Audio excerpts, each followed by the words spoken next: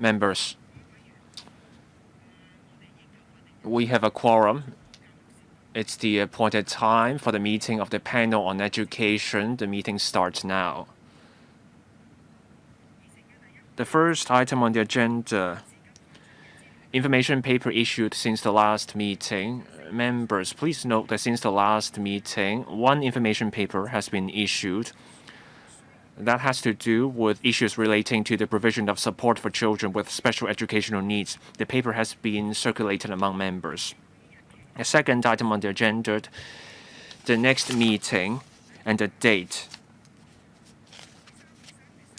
On March 31st at 10:45, there will be another regular meeting. The items to be discussed will be first, the proposed members' bill to amend the Hong Kong University of Science and Technology Ordinance Cap 1141. This is a members' bill from Mr. Rock Chan. The paper has been sent to members. Members, please note. And the second, planning for the provision of public sector primary and secondary school places in light of changes in student population. The government plans to brief members on changes in student population and such plans for public sector primary and secondary schools. If members agree that we will go ahead with the item. Any objection, any comments from members regarding the items for discussion at the next meeting? Now, since there's no objection, we will go ahead with the item and the Secretariat will prepare accordingly. Third, operation of special schools. I will now invite the government officials to join us. Members who would like to speak, please press the request to speak button to indicate your wish to speak. The Secretariat has received a submission from the Education Employees General Unions. That's LC paper number CB bracket 4205/2023 bracket 01. The paper has been circulated among members. First, we will welcome Dr. Christine Choi, Secretary for Education, and her team. Once they settle down, I will invite them to walk us through the paper. This is paper LC paper number CB bracket 4108/2023 bracket 02. Let's see if the Secretary is ready. If so, please start walking members through the paper, and then I will let members speak. For each member, you get 3 minutes, questions and answers inclusive. Secretary, please. Madam Chair, the Education Bureau attaches importance to students with special educational needs, or SEN. We have this dual track mode. We have integrated education so that students with SEN enter normal school. So we'll also have regard to the assessment and recommendation of specialists. And with the consent of parents, we refer students with more severe or multiple disabilities to special schools for intensive support services. Currently, there are 62 special schools subvented by the government, serving roughly 8,400 students with primary, secondary education free of charge to help them develop their potential. There are also schools providing boarding services for those with long-term residential needs so that they can receive schooling on school days. All along, we have also always focused on the educational needs and also the learning needs.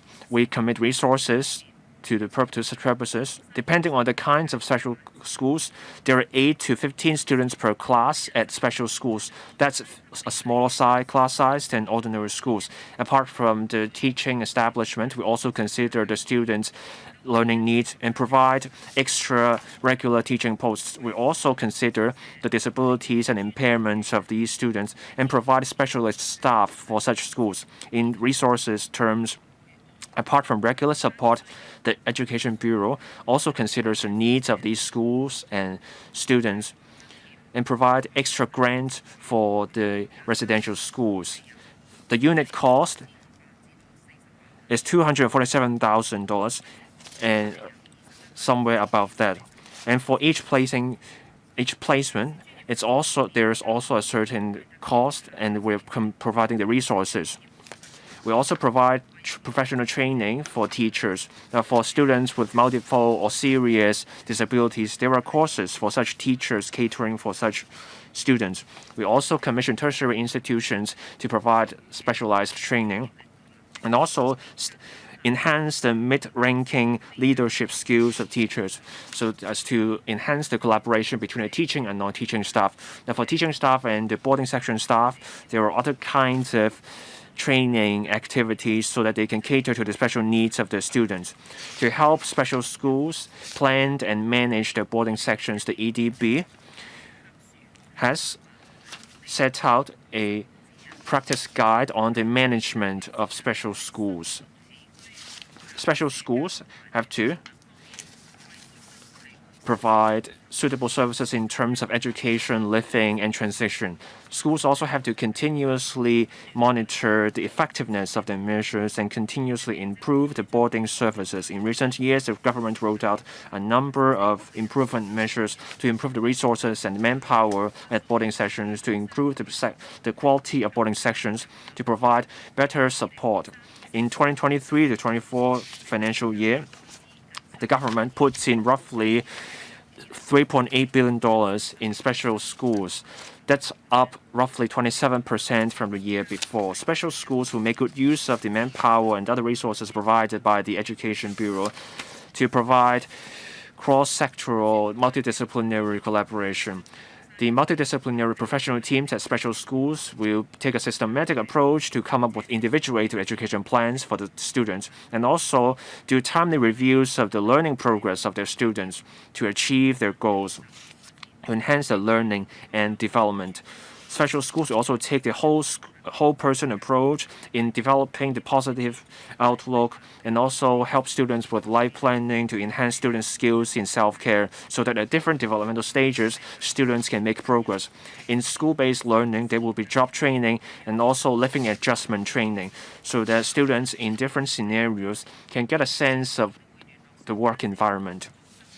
Schools will also get in touch with the adult training centers to arrange attachment and visits to help students adjust to the environment. In terms of monitoring, just like ordinary schools, special schools have to abide by the education ordinance, the education regulations, and the relevant legislation, and also the codes of aid, and also the circulars from the Education Bureau, and as well as instructions from the school sponsoring bodies. Under the school-based management policy, the Incorporated School Management Committee is accountable to the Education Bureau, the school sponsoring body, and also the public. The school sponsoring bodies also have to monitor the performance of the incorporated management committees. The Education Bureau attaches importance to the quality of special schools and always plays the role of the gatekeeper and exercises the power under the Education Ordinance. Through different means, the Education Bureau does external school reviews and also looks at the self-review of schools. There is regular exchange between the EDB and schools. There are routine visits and inspections to find out the quality of the schools and also the services at the boarding sections. In the future, we will continue to provide strengthened support for special schools and to continuously review the effectiveness of the measures, and also work closely with the sector and stakeholders. When needed and appropriate, we will continue to enhance the existing measures. Those are my opening remarks on special schools, the support we provide, and we will be happy to take questions from members. Thank you, Dr. Choi. 9 members are waiting to speak. So I will read out the members in this order: Mr. Ronald Chen, Mr. Dennis Leung, Dr. Dick Chi Yu, Mr. Rock Chen, Dr. Chow Kwok Kun, Mr. Chu Kwok Kun, Mr. Benson Lok, Mrs. Regina Ip, and Ms. Lillian Kwok. 3 minutes for each member. If we have time left, then we may do a second round. First, Mr. Ronald Chen. The paper says there are 62 special schools. As at last September, there were 8,400 students. I know my friends, their kids go to special schools, but they have to wait for a very long time before accessing the schools. Has the EDB compiled statistics on the number of students with SCN still on the wait list? How long is the wait? Do we need more special schools to cope with the need? That's my first question. On my second question, job training as part of their training, so to give students a sense of what work is like. I used to be a volunteer. I worked with students with SEN. They have different needs. So will there be career exploration sessions during their training? Everyone has different strengths, their interest in different areas. If we can cater to these qualities, then we may see more effective training, and then they can focus on where they're good at. Say some are better at sports, others in the arts. So will there be more work done in this area in terms of counseling and support? The first point on special schools, there's no need to wait. I believe the wait list has to do with the boarding sections at special schools. A small number of users are on the wait list for the boarding sections at special schools. The backlog has been cleared. It's just that for those with the medium intellectual disabilities, there is still a wait list. We're still building some boarding sections, and they will be completed later. For those with SCNs at senior secondary school level, we're keeping an eye on the situation. For those about to leave schools or those at the senior secondary school level, we do life planning with these students. We also work with the Vocational Training Council, the Social Welfare Department, and the Labor Department in setting up seminars and talks for teachers. In the school-based system, there are also relevant elements to prepare these students. Once they move on to the next stage of life, they will have an easier time adjusting to their new life.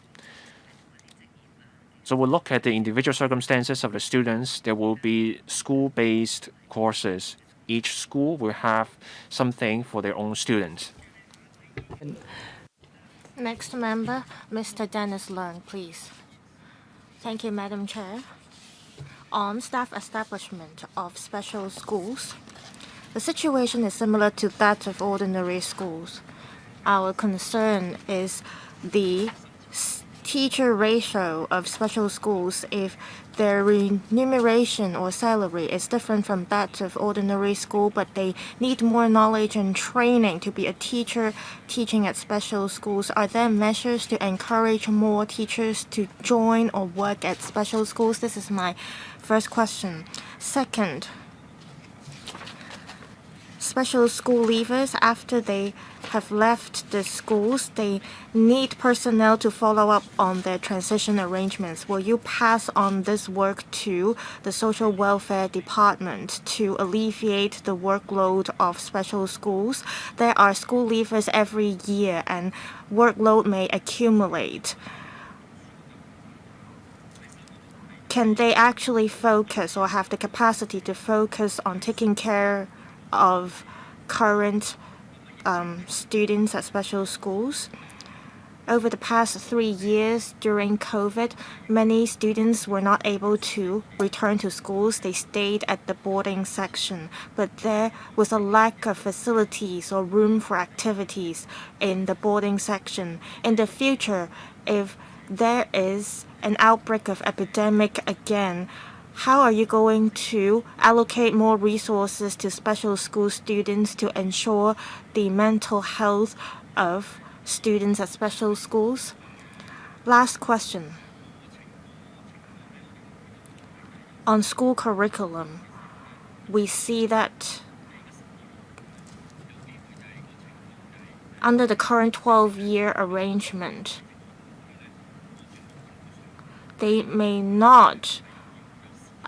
students may not attend classes according to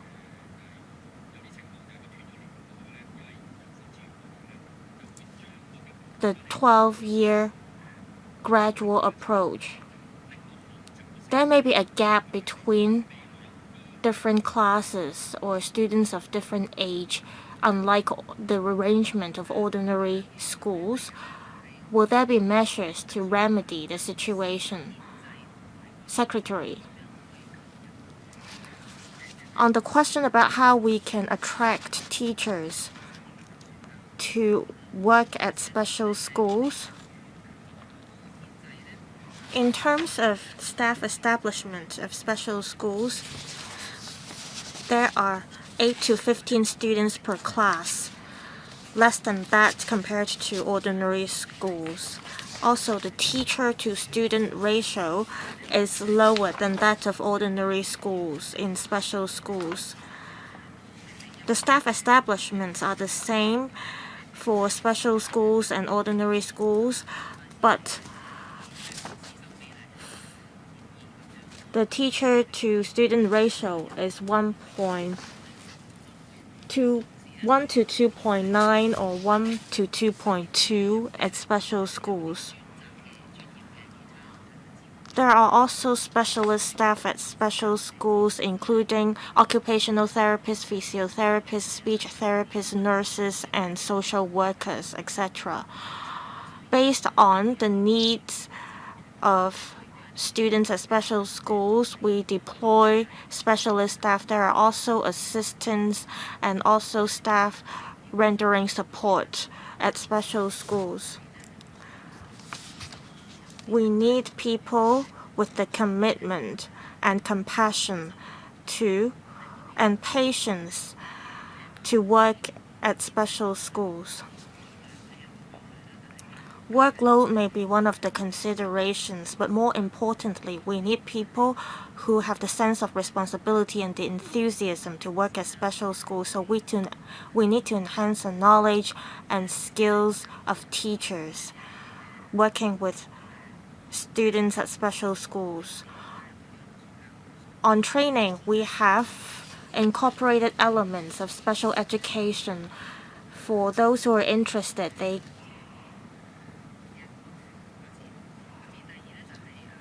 can join or work at special schools with the support we offer.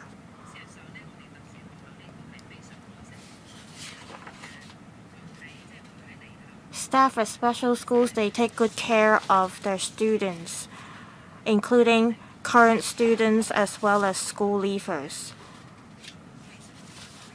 After students leaving the schools during the first 2 years,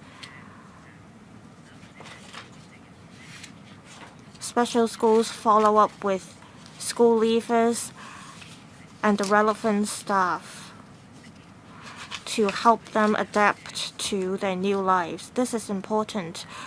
Special schools have been taking care of these students for a long time, so they're familiar with these students, and it will be helpful for them to follow up on their post-school arrangement.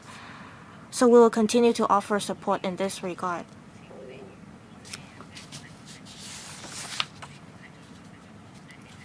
Also, if possible, we will try to have the boarding section within the campus of special schools to provide convenience to students so that they can commute between the campus and boarding section more easily. And there will also be coaches or bus services arranged for them for commuting.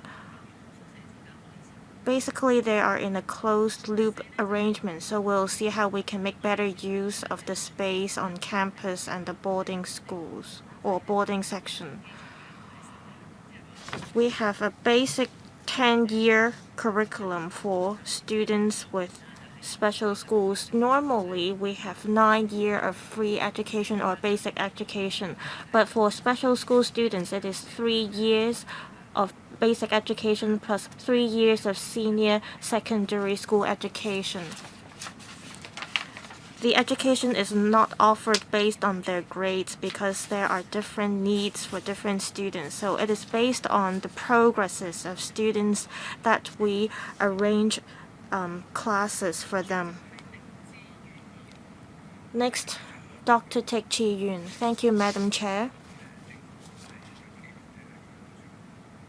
I appreciate that the administration has been doing a lot to improve the staffing ratio and teachers training at special schools to ensure the professional development of teachers. I have 3 suggestions on further improvement in terms of the administration's efforts. First, on support for parents. It's been hard for them to take care of children with special needs. They have to take care of their daily lives. I understand that the Social Welfare Department has rolled out different support services to parents. I think, however, the administration can do more. For instance, they can help train parents to help their children's development and also to help with the parent-child relationship. I hope that the administration can do more to offer support to parents so that they can have or offer better care to their children. Also on life planning, a lot of school leavers of special schools, they have been facing difficulties with their career development. People with disabilities, they have smaller room for career development. There has been a low percentage of employers hiring people with disabilities. I wonder if the administration can do more to help leavers of special schools to find jobs. Can there be more guidelines or even enactment of legislations to ensure employers hire people with disabilities? Also on sheltered workshops, they haven't been able to offer help effectively to people with disabilities. In terms of life planning, I wonder if EDB can work with the relevant government departments to ensure that sheltered workshops can help people with disabilities in terms of career development. On residential services, you mentioned that some students may stay in the boarding section for a short time, but some have to wait for 10 years or longer for boarding services. I hope that there can be improvement in this regard. Well, time is up, but I'd like to give some time to Secretary to make a response. Thank you, Madam Chair. On support to parents, we've been putting efforts in it. We thank community groups and also educational institutions for their help, and parents have been sharing their experiences, which are all very helpful compared to seminars or talks given by experts. Exchanges between parents may be more important in this sense. We will create more platforms in this regard in the future. On articulation pathways of special school leavers, well, currently, in terms of transition arrangements, we've been advancing this kind of support. First, we work with VTC and SWD as well as the Labor Department to inform teachers about the latest career information in the market. We also come up with tailor-made plans or school-based support services, including community training, interview skills, and work etiquette, as well as work attitudes and other types of skills that students need when they enter the workforce. There are some types of jobs that are really suitable for our students. If there can be support given to our students earlier, that would be desirable. Also, for residential care services provided to special school leavers, we've been in close communication with the relevant parties. There may be different types of limitations that we've been facing, but still we've been working hard to improve this kind of support. I hope members can leave some time for Secretary to make a response. I won't be so strict with the time because I want to give time to Secretary to reply to your questions. We also have a second discussion item, so please pay attention to the time. Next, Mr. Rock Chen. Thank you, Madam Chair. Page 7 of the document mentions that there are CCTV systems installed in most of the special schools. We understand that students at special schools, they need extra care. My question is, are there staff at these special schools who look at these CCTV videos, or do they wait until when something comes up to watch the videos? Will there be AI technology that can help special school personnel to monitor the CCTV system to offer help to students? I understand that there is also a one-off grant from the government to subsidize schools to buy high-tech equipment. What kind of high-tech equipment are you referring to here, and how are they going to offer help to special schools? On the installation of CCTV to enhance student safety. For special schools in general, they have CCTV systems installed. On making good use of a system, though, we have to be mindful that personal privacy is involved here. So for each special school, they have guidelines, codes in place on who gets to go through the footage and which part of the school can be captured on camera.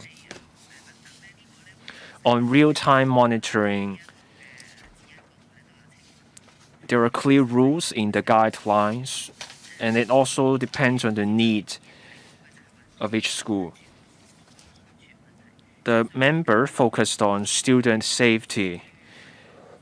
We shouldn't have to rely on the CCTV, and in fact, accidents shouldn't be allowed to happen.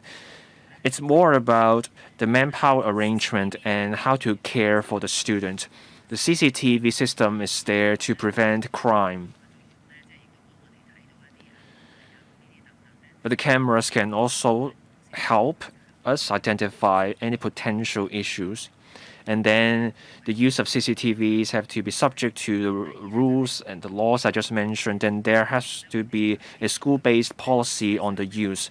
Now, on the grant to purchase technology, we provide the resources. And then you also have to consider the needs of the students. Each special school may need different technologies, different apps, different assistive technologies. So we don't restrict the kind of use, the kinds of technologies each special school gets to use. Next, Dr. Chow Meng Kong. Good morning, Secretary. There's a surge in the service demand for special education. In the budget this year, I looked at the 3-year cycle. The total number of SCN students will grow by 5% to 8,700 or so. That is 8,750.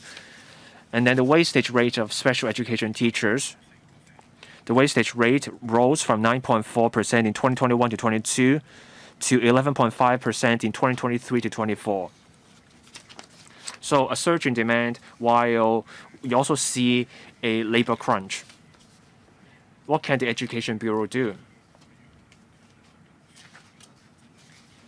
Can we get public and private universities to offer more places in teacher training programs? At the University Grants Committee, there are 38 part-time PGDE diplomas, and there are also mixed programs. That is 130 mixed programs for teachers looking after SCN students. But that's far from enough. So what kinds of policy initiatives can be offered to boost the teacher training places? Many schools struggle with hiring, so they buy services from non-government organizations at a high price. The relationship is purely transactional. For each hour of speech therapy, it can cost up to $1,000. That's very stressful for schools. We will also take a page from the public-private partnership at the hospital authority. So we provide help for the schools to buy services from NGOs. If the prices go up, everyone loses. But for education for parents who have kids with SEN, they struggle to make sense of the SENs and they have a hard time looking after their kids. So what can be done on that front? Thank you. On the demand for places, the expected increase in service demand is 5%. We now have 8,400 students at special schools. Our capacity is 9,700 places. So even with an increase in service demand, we can cope with the existing places. But we will also be closely watching the latest development and adjust our capacity in the light of the situation, and also on the turnover of teachers across sectors. There's a labor crunch.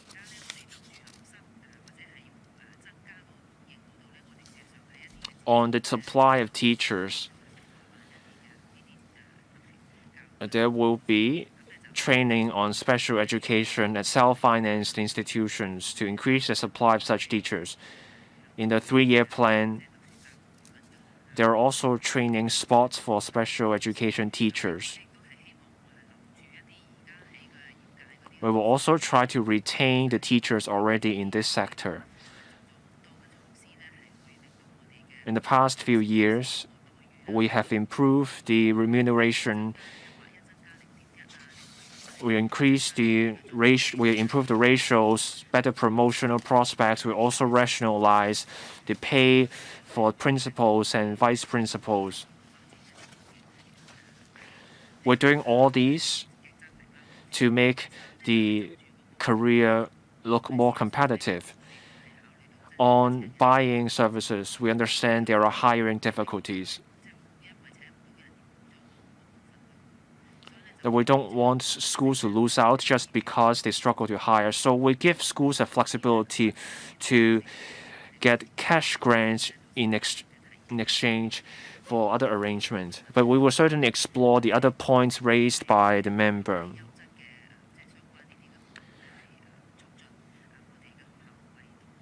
So that we can get the schools to provide better services, more personalized support for teachers, for parents. And on the point about education for parents, as I said in response to Dr. Tick, we will continue to step up the support. There will be talks and also courses for teachers. There's also a website for parents of kids with SEN. There are clips on the website. Parents may not have time to attend talks, so we have very short clips on emotional management and on ways to help kids with SEN. So there are all kinds of ways we are giving parents information on how to care for their kids with SEN. Next, Mr. Chu Kwok-kang. There's a shortage of teachers, carers, and health workers at special schools. So existing teachers have to take one for the team. They have to stand in as teachers and also care for students, even helping them go to washrooms. There are also students with serious behavioral or emotional issues. Some people will get injured. Some teachers get scratched by the students, and that's become a mark for special school teachers. I think these special school teachers, they are dedicated to their job and they remain dedicated to what they do.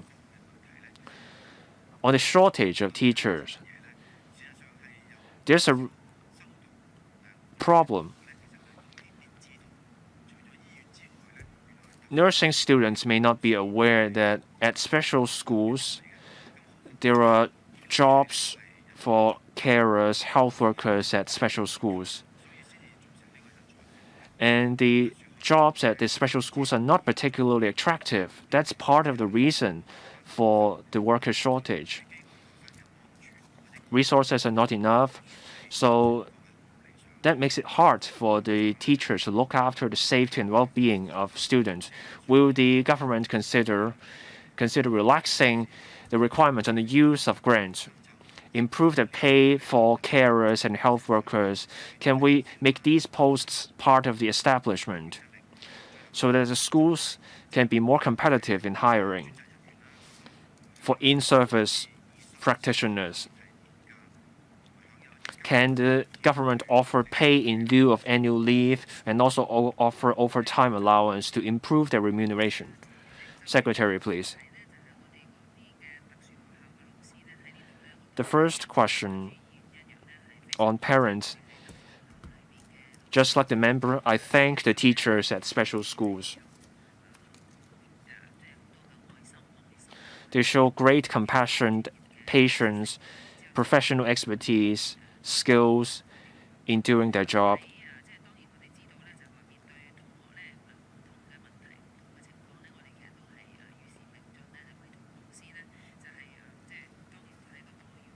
There are all kinds of problems teachers have to grapple with. Improving teachers' remuneration is one way to do. We also provide professional training courses for teachers. There are students with serious emotional issues.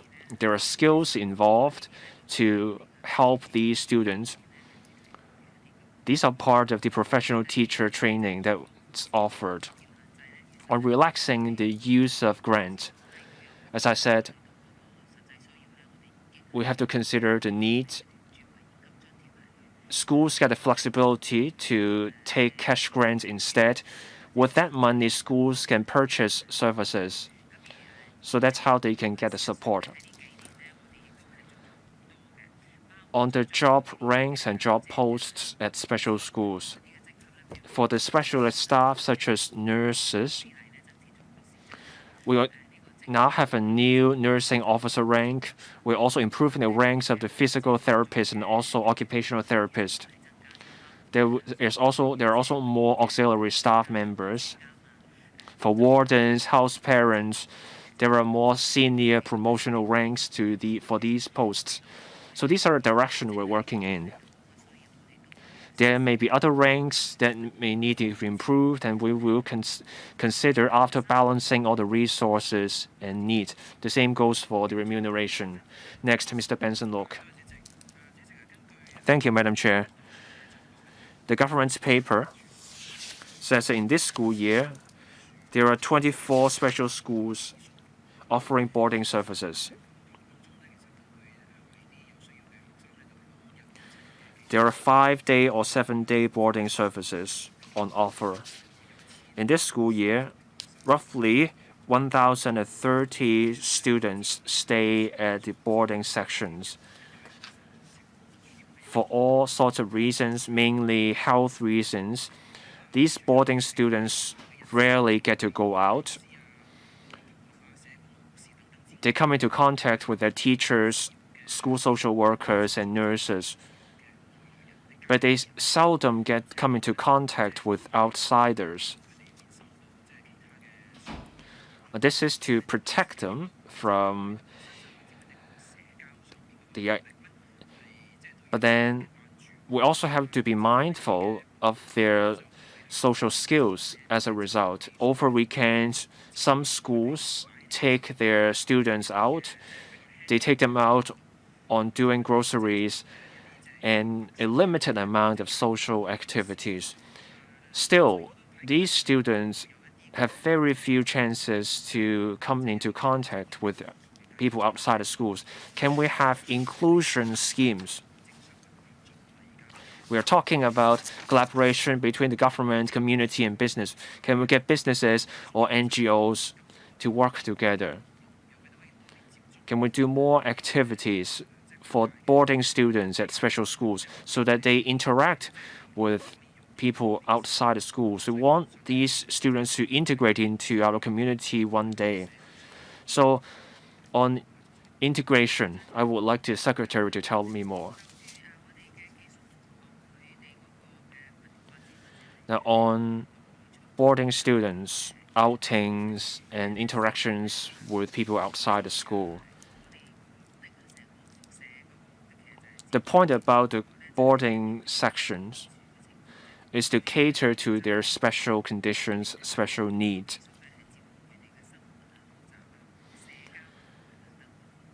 So that these students are looked after in terms of their daily lives.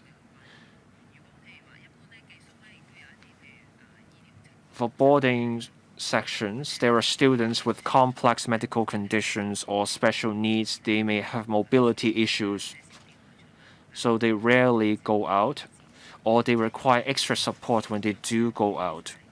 For ordinary boarding sections, life-wide learning also applies to them. They still get to go out even when they are boarding students. For senior secondary students, students at special schools can visit the mainland. There are more than 60 sister schools for our local special schools. So just because there are special schools does not deprive them of this opportunity to go out. Next, Ms. Lillian Kwok. Thank you. 2 questions.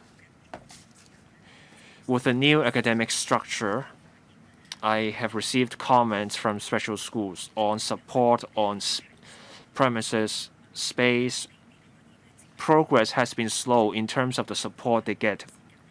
The new academic structure for senior secondary curriculum has been around for some years. Can the Education Bureau step up its work so that students at special schools can see improvements to their school premises quickly? For schools for social development, or SSDs, they are special. They have short-term residential, and they also have short-term courses, longer-term programs. These are students with adjustment issues or emotional issues. They arrange to enter SSDs so that they can sort out their socialization issues. 7 to 8 years ago, the Education Bureau saw a problem among the students with autism spectrum disorder. At that point, SSDs had little experience with students with ASD. 7 to 8 years ago, the schools admitted the first student with ASD. But now there are more students with ASD at SSDs.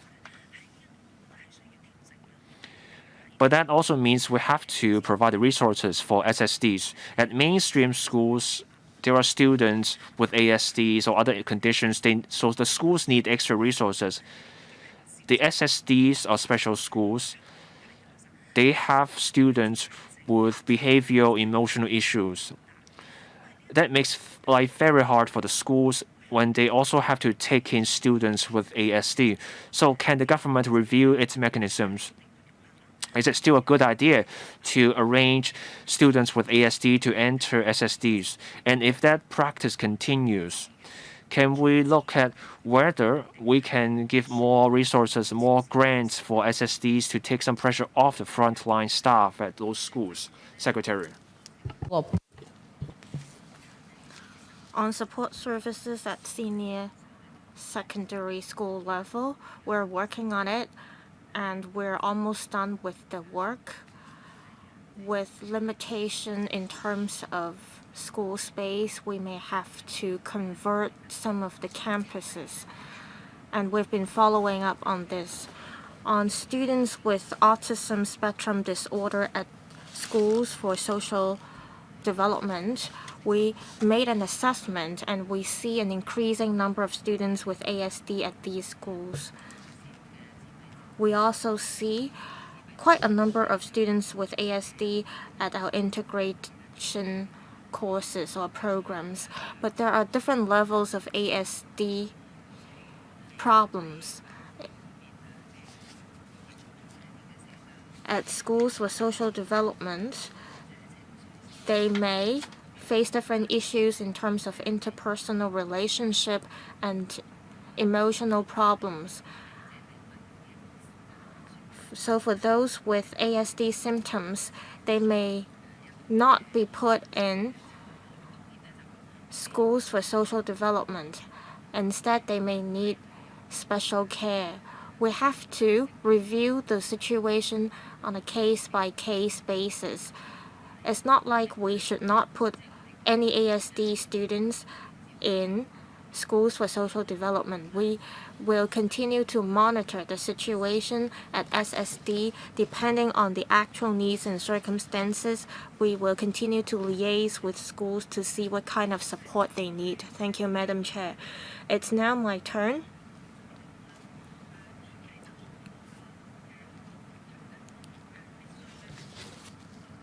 I think the administration should work closely with the Labor and Welfare Bureau when handling problems faced by students with special needs at special schools. We saw child abuse incidents. Last year, I visited the Honchi Pine Hill School. It was a good school in terms of its environment and staffing ratio. There was enough supply of staff, and I saw that the staff there were working very hard. Students with severe intellectual disabilities, they needed additional care. I talked to the staff there. I'll not talk about the scandals about the school. What I want to say is that they need different types of staff. And they did say that they've been struggling with hiring staff, and there has been a serious shortage of manpower. I believe there was a high turnover of staff. I wonder if, Secretary, you can address my following questions. We understand that you're going to reserve places, but for those who graduated from special schools or for graduates from relevant education programs, would they actually be interested in joining the special education sector?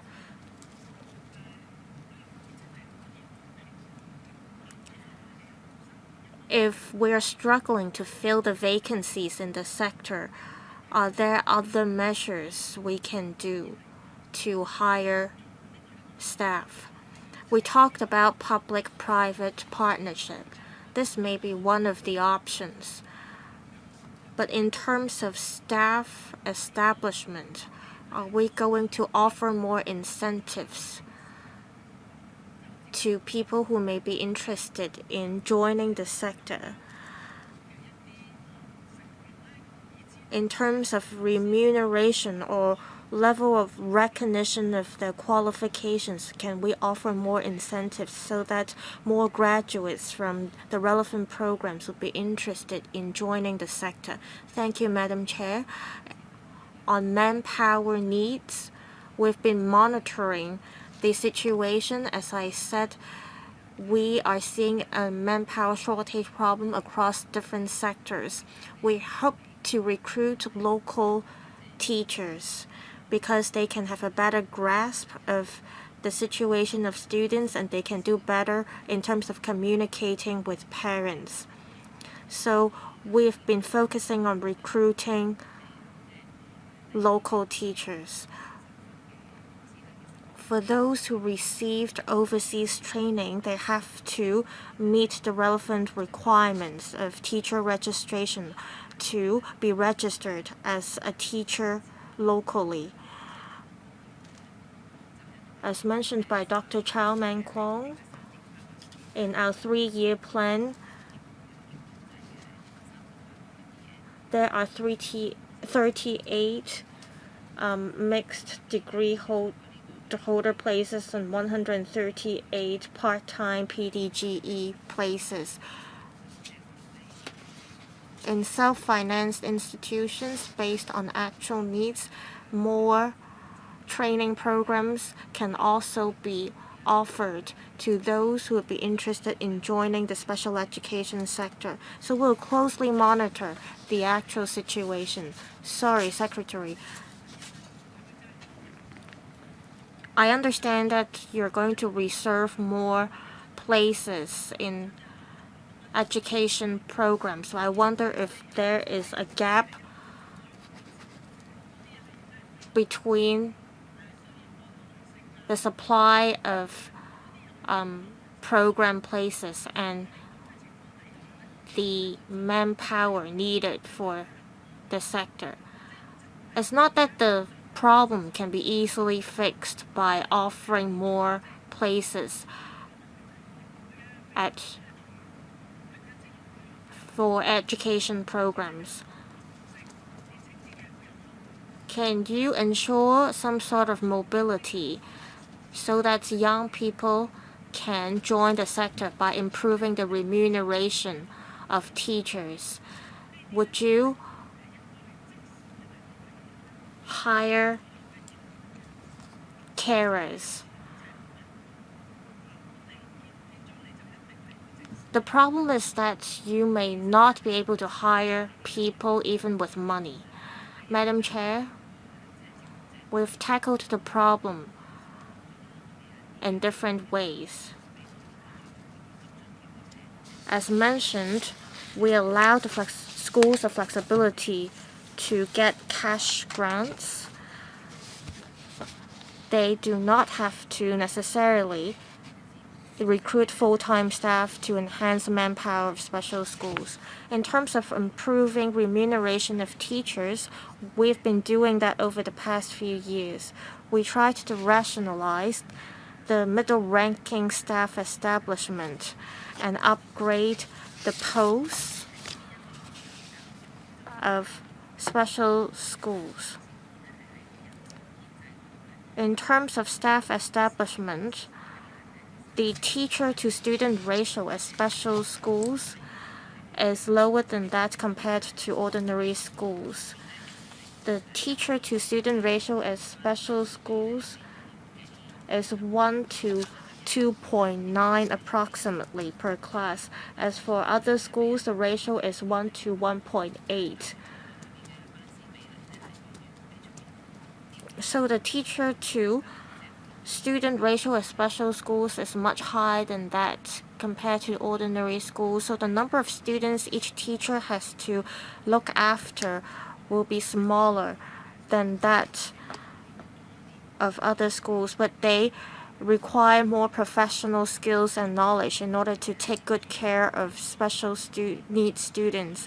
So we try to recruit specialist staff to offer assistance to our teachers. We're not looking for teachers who are looking for better remuneration package. I don't think it is a problem with the salary we offer to teachers. The truth is that we are facing a manpower shortage across different sectors, and this problem arises as well at special schools. We've tried to closely monitor the situation in each school in terms of the staff establishment to ensure that there is a good teacher-to-student ratio so that the quality of education will not be compromised. Next, Ms. Chen Ho-Yan. I know some students with special needs. I understand that parents and teachers have to have great compassion in order to take good care of students with special needs. During the epidemic, students at special schools did not have a lot of chance to be in touch with people outside. I'm glad to see that some schools are organizing sports events or inclusive events. Through participating in this kind of events, students can get a better sense of fulfillment and see their social skills enhanced as they can be in touch or interact with people outside. In terms of operation of special schools, I understand that over the past 3 years, there was some kind of impact of on the number of events schools could organize. By organizing these events, we can allow parents a break in terms of taking care of their children, and children can also interact with people outside. According to government papers, there will be an addition or increased provision of nursing staff. Well, local hospitals have been struggling with hiring nurses, so how are you going to recruit nursing staff for special schools? I see that you're allowing special schools to get cash grant for recruiting staff. What is the situation in terms of manpower shortage for house parents or boarding section staff? Secretary. As the epidemic subsides, we are organizing in full steam more inclusive events for students. But this depends on the manpower and resources that each school has. We care about the organization of such events.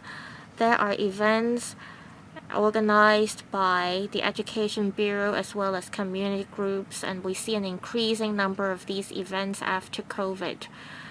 We need the support from different sectors. On nursing staff or nursing officers at special schools,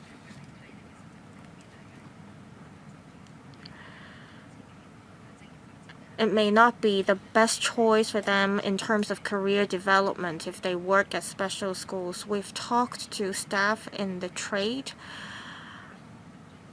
so we came up with the cash grant arrangement for schools to recruit staff, and with the cash grant, schools are allowed more flexibility to recruit staff to fill the vacancies.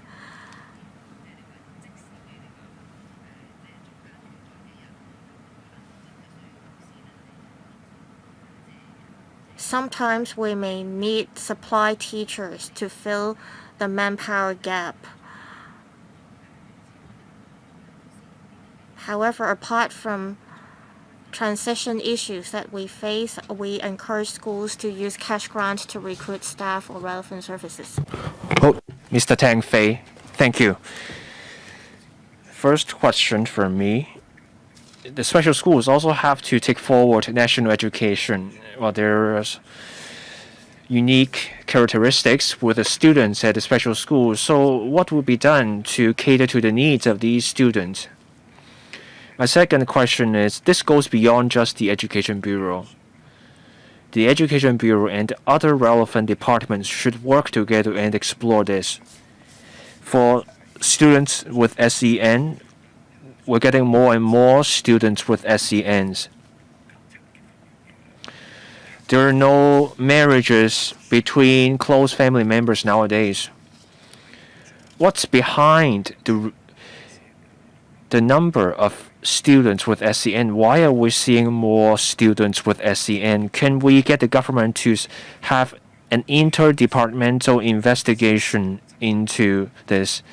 How do we improve the quality of birth? With more students with SEN, you need more resources to help them. Of course, as a matter of ethics, we have to help these students, but can we explore what's causing this increase in students with SEN, given there's no marriage between close family members and there are prenatal checks available? Why are we getting more students with SEN? Secretary. First, on national education for special schools. In terms of life-wide learning and the curriculum, special schools are just like ordinary schools. Importance is attached to national education. On culture, on history, there is learning on those matters. Students have different conditions, but then special schools take part in activities with their sister schools. Now, for the citizenship and social development subject, there are mainland study tours. Senior secondary schools, as long as they're not prevented from going out due to their health conditions, still get to take part in the study tours. As for the number of students with SEN, what's behind the rise? There are several reasons. Medically speaking, there is better understanding of special educational needs.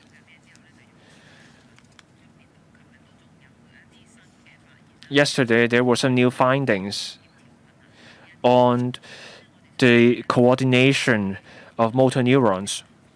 So as medical science and research grows, more cases are uncovered.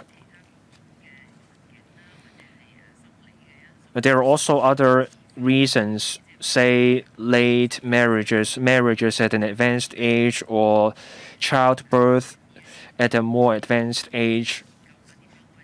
The member raised the possibility of doing an investigation into ways in improving the quality of birth so we can explore with various departments. That's certainly something beyond the scope of the Education Bureau.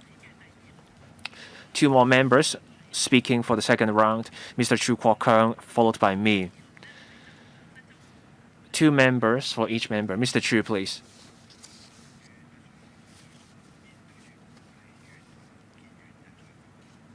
There's a shortage of health workers and carers at special schools. I want to follow up on this point. Will the government increase training spots for these professions so that we can train up more workers?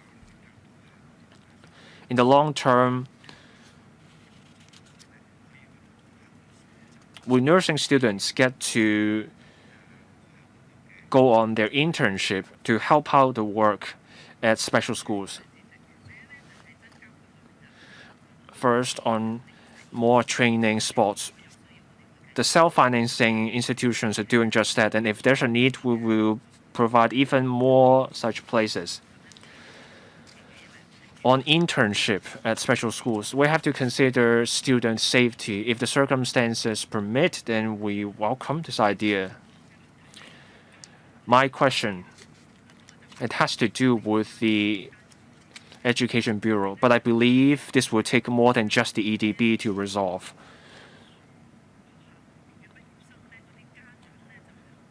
For the parents of school leavers of special schools, they are very worried. In more serious cases, the parents are aging, and their kids cannot land a good job upon leaving school. So how does the EDB work with the LWB? The case is referred to the LWB, but then this case also involves a person who has left that school, and the school has a better understanding of their former students and the families of these students.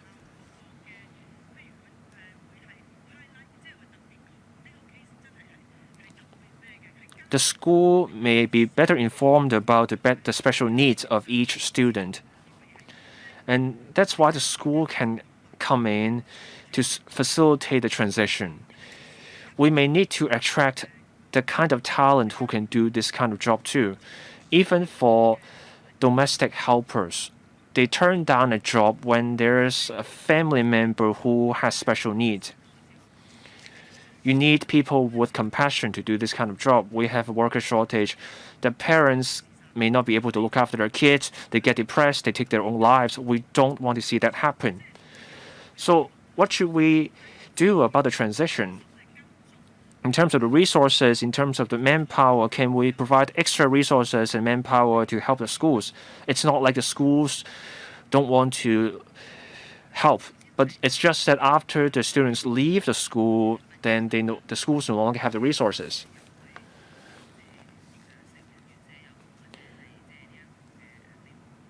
After the students leave their special schools, they may go to training centers for adults or sheltered workshops. The EDB provides support during this transitional period. There are school leavers every year.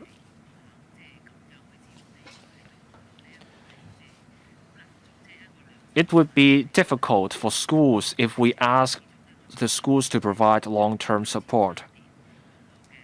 Before the students leave the school, within 3 years, there is support, and then there are other arrangements within the 2 years before the students leave the school. We have to consider the actual circumstances of the schools. So the help is there within 3 years before the student leaves the school and within 2 years after the student leaves the school.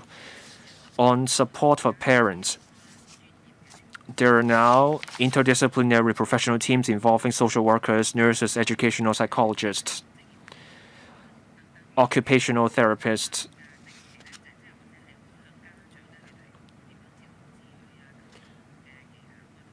They help parents with skills on communication and also looking after kids. This is all about building up the capacity of parents and also to help take pressure off the parents. And there are also mutual help networks. We need the whole community to help out. And that's how we can build an inclusive community. Now, of course, the Education Bureau works with the Labor and Welfare Bureau on this. We have been working on this together. We work closely.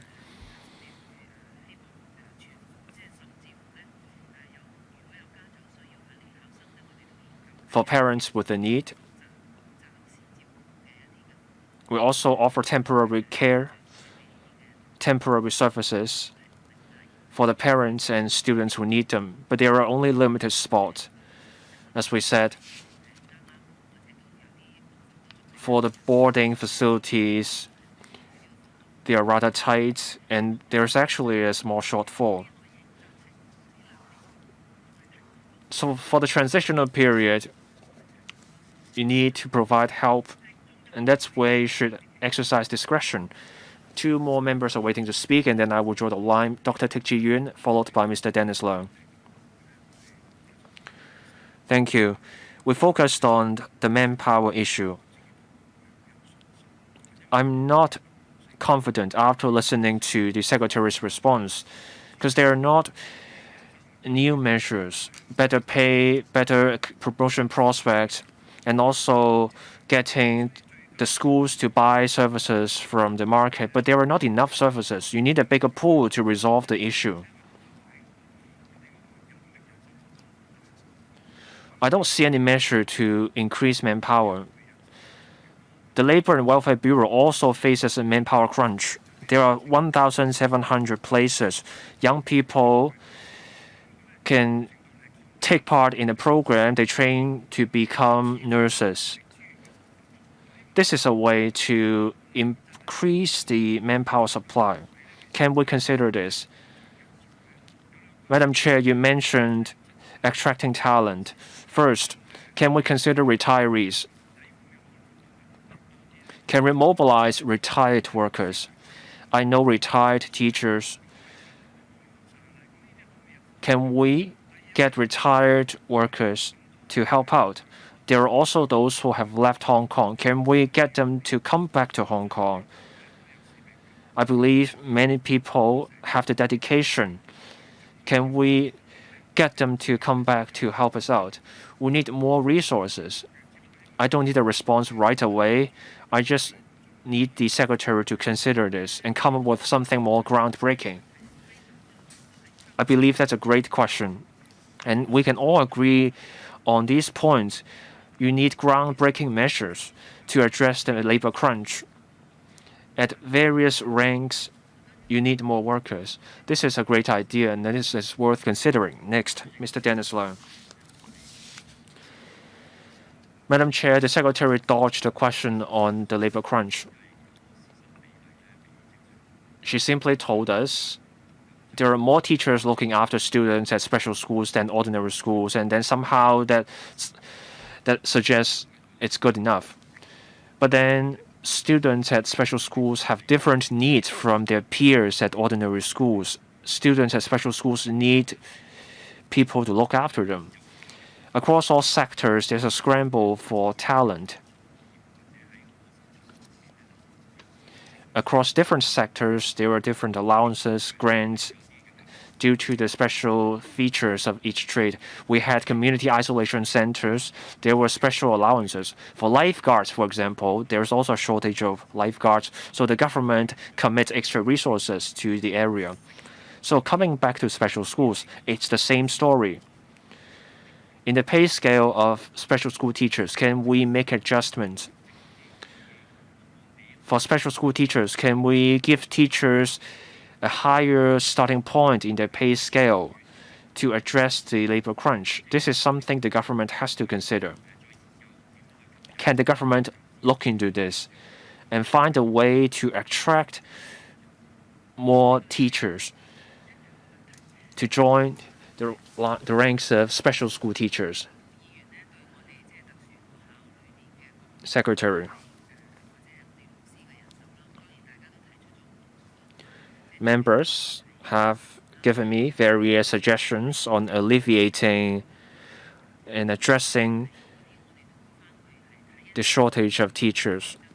We will look at the data and carefully consider the suggestions from members. Please do come up with a way to address the problem. We're out of time for this item, so we have to move on to the next item on the agenda. That is teachers' professional roles and development. Members who wish to speak, please press the button now. Joining us is Mr. Jeff C., the Undersecretary for Education. Mr. C., please walk us through the paper.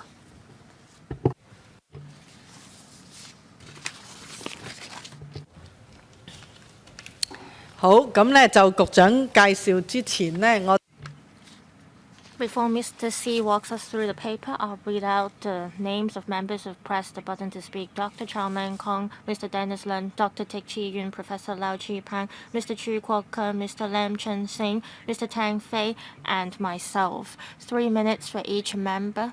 If we have time, we'll do a second round. Mr. C, please. Madam Chair, fellow members, the core mission of education is cultivating values and nurturing people. Teachers are role models for students.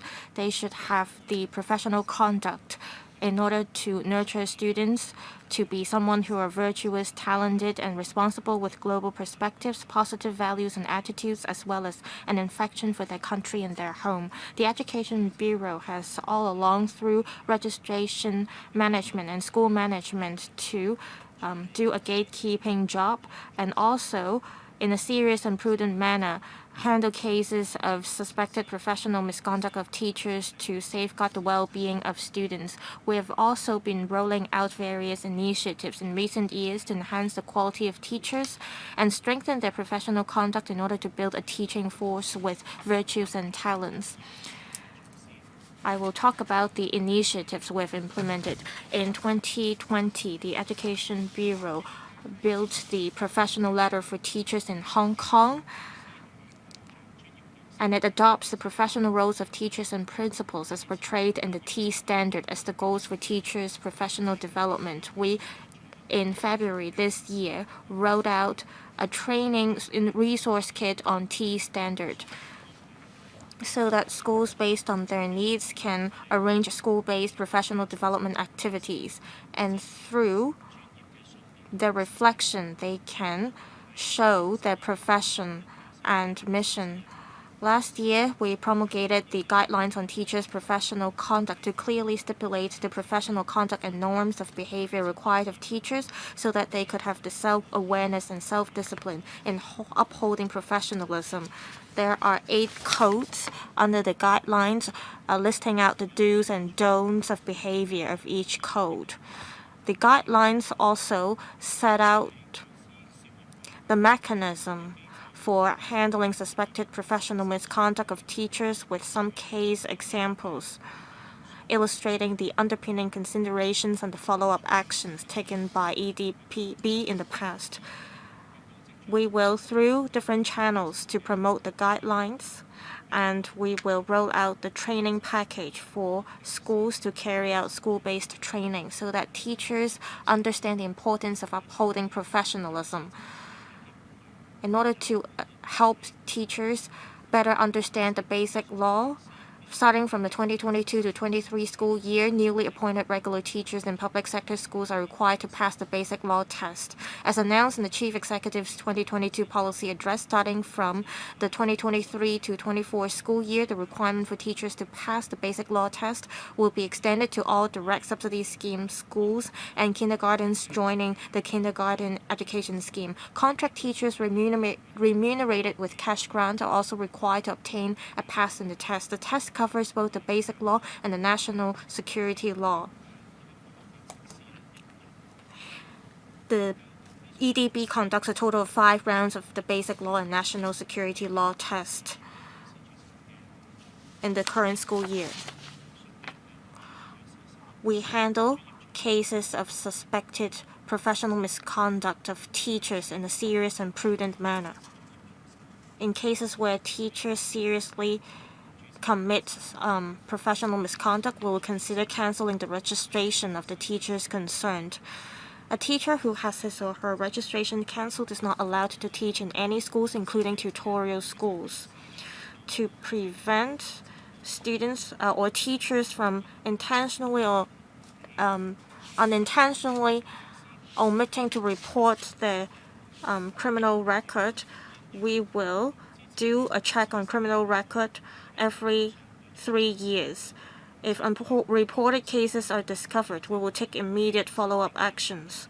We also remind schools to enhance the management measures to prevent inappropriate persons from being appointed as teachers.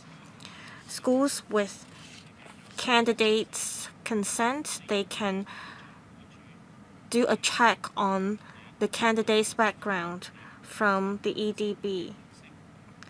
We will continue to offer support to schools, and we encourage schools to use the guidelines to manage their teaching staff. Also, schools can recognize teachers with distinguished virtues and excellent performance in the teaching profession to promote teachers' professional ethics and encourage them to pursue excellence. If there are teachers involved in professional misconduct or unlawful acts, schools should take appropriate actions and enhance the supervision of the teachers concerned. Regarding the implementation of the national security law in Hong Kong in February 2021, we required schools to put in place appropriate measures. We will continue to monitor the progress in terms of the implementation of the relevant works through different channels from schools. From 2020 to 21 school year, we have 4 newly appointed teachers and in-service teachers developed a training framework for them to provide structured core training for these teachers. These kind of training cover professional conduct of teachers and national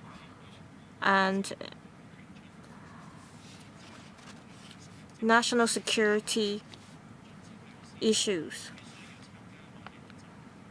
We also require teachers to attend mainland study tours so that they can have a better understanding of national development and enhance the ability to nurture students' sense of national identity. Starting from next month, we will resume mainland study tours for teachers.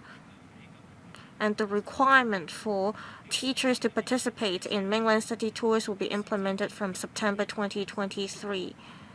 We also work with teacher education universities to develop guiding framework for teacher education programs, allowing teachers to have a better understanding of the relevant law and national developments. Our goal is to roll out the program starting from next school year.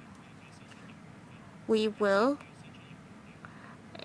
continue to enhance teachers' professional knowledge and teaching competencies to build a teaching force with professional conduct.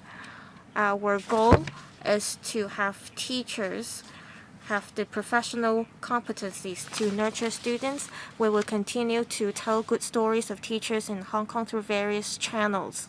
We will provide various types of training to enhance teachers' knowledge in national security and other areas to enhance teachers' professional conduct. That's all from my briefing. We are happy to take questions from members. First, we will start with Dr. Chow Man Kong. Thank you, Madam Chair.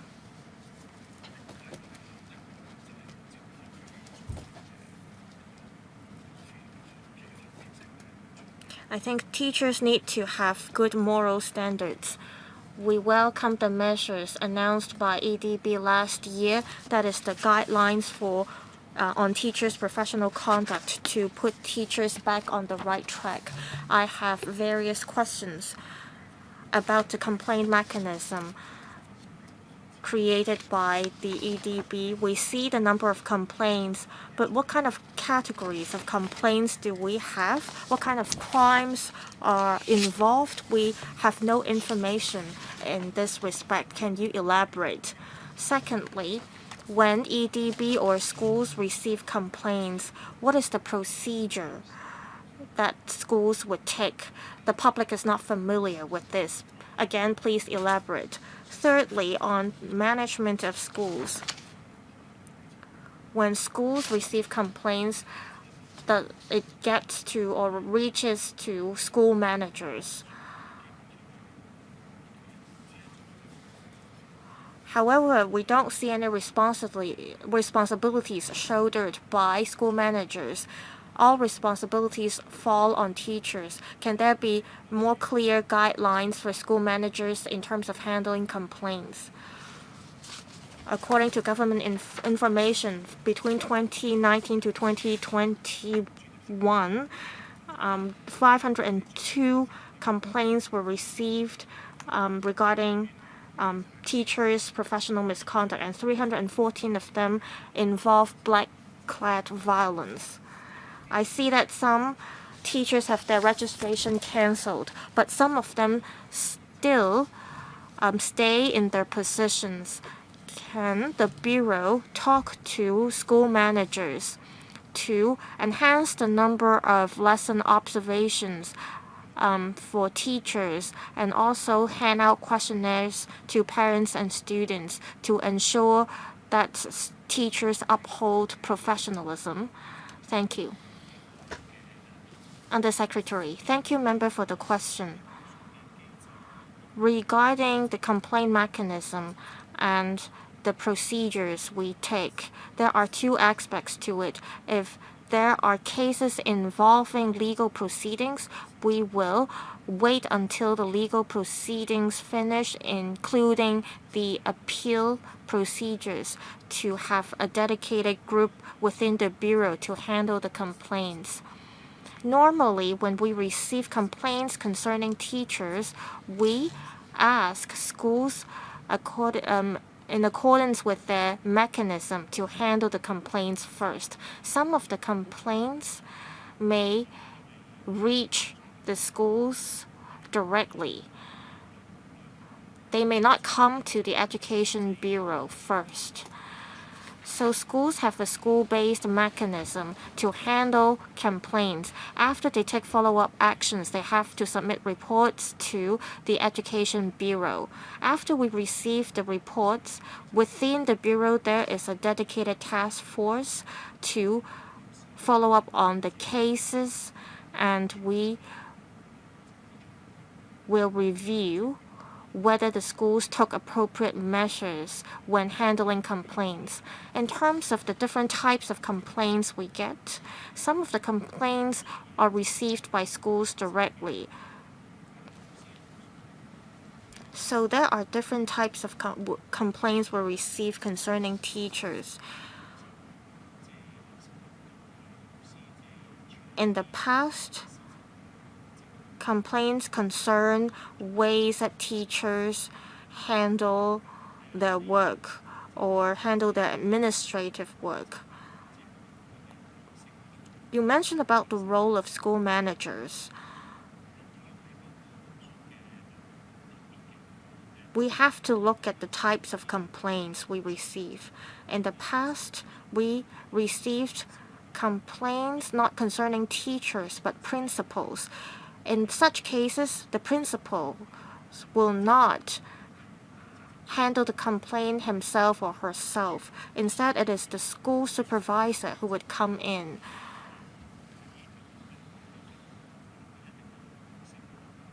So in this complaint handling mechanism, school managers do have a role to play. Over the past few years, there are complaints in relation to black-clad violence, and there is quite a number of these complaints. We try to stay neutral when we handle these complaints. As mentioned by members,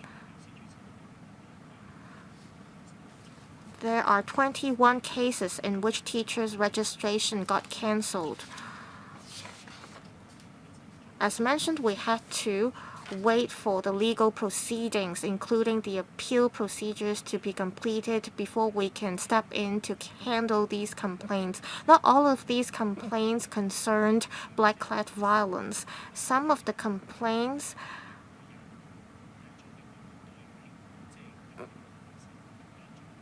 involved legal proceedings. They may not, or they did not take place over the past few years, but a longer time ago. So we had to wait for the legal proceedings to finish before we can cancel the teacher registration. We did not cancel the teacher registration in all of these cases. As mentioned in my opening remarks, we asked schools to enhance monitoring on teachers who have received reprimand or warning letters.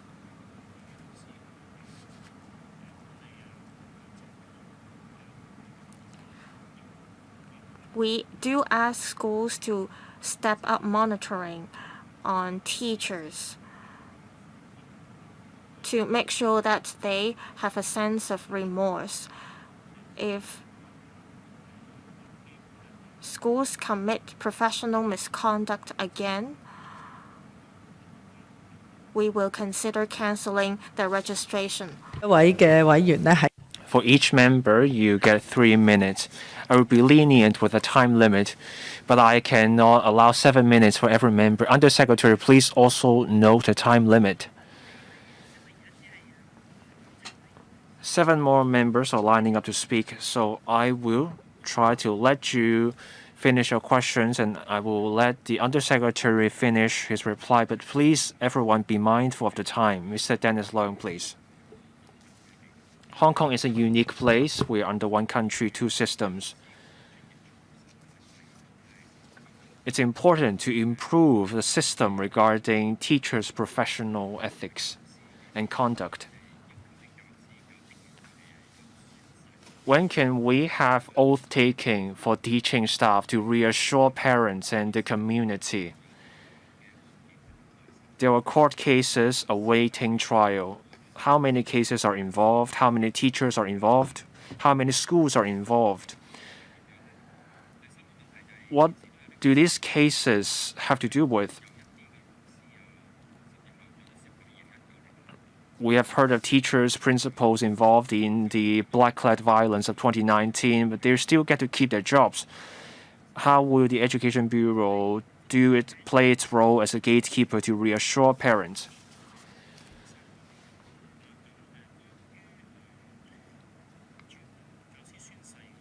For oath-taking for teachers, the government has put in place a mechanism for civil servants and government employees to take an oath. This applies to teachers at government schools. Now, for other schools, say the aided schools or schools under direct subsidy scheme or DSS schools, the practice is the same as the government will consider the matter holistically.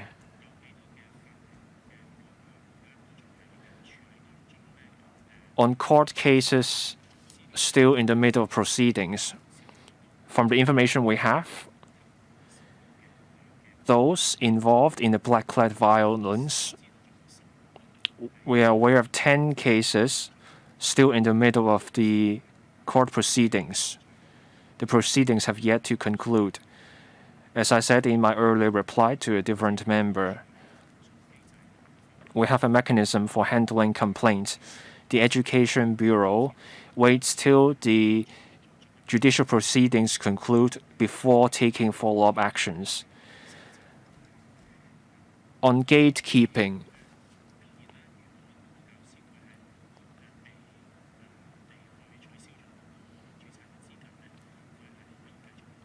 if a teacher keeps their registration, they can continue to teach at schools. But the school management has to step up supervision and management of those teachers. When this teacher goes to a different school in the future, with the consent of this teacher, the future school also has a checking mechanism in place. The point is to let the future school know that a particular teacher received a reprimand or warning in the past.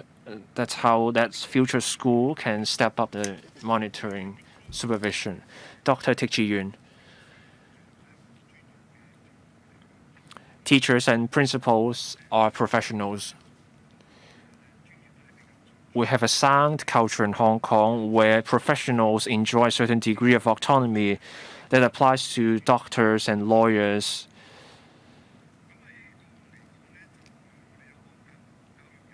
Now, we used to have a council on professional conduct in education. They played a role in promoting professionalism among teachers. When there is professional misconduct, the council followed up and then provided advice on how the government can follow up on the matter. Last May, without extensive consultation, the Council on Professional Conduct in Education was gone. So we wondered, what about the professional development? What about professional conduct for teachers? From what I know, the work now goes to the Education Bureau. A complaint is received, then the Education Bureau takes administrative measures to handle the matter. This doesn't sit well with the kind of professional autonomy I was talking about. I have received some complaints that the misconduct of some teachers has to do with the government. So is it appropriate to have the government handle alleged misconduct of teachers? So how do we let these matters, professional matters, be handled by the professionals? How can we let teachers and academics take part in the process so that we can have the professionals take care of their own matters?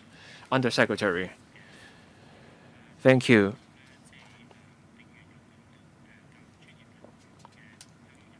The member mentioned the Council on Professional Conduct in Education. This body was set up in 1994.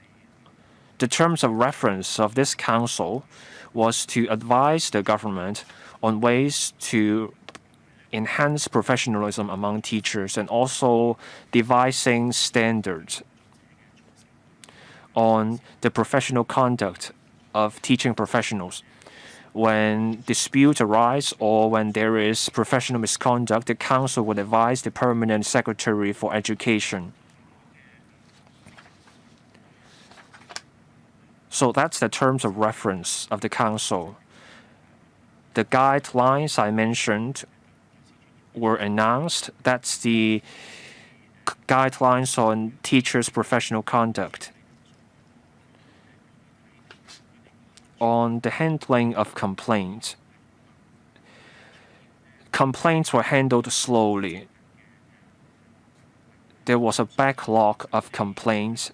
The backlog increased over time, so there was a need to review the arrangement. So we consulted education bodies.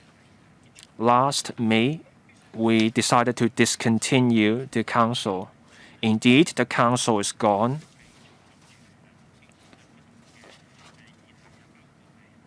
But then, for different issues in education and the professional role of teachers, we continue to consult the relevant bodies. On handling complaints, there's a task force in the Education Bureau.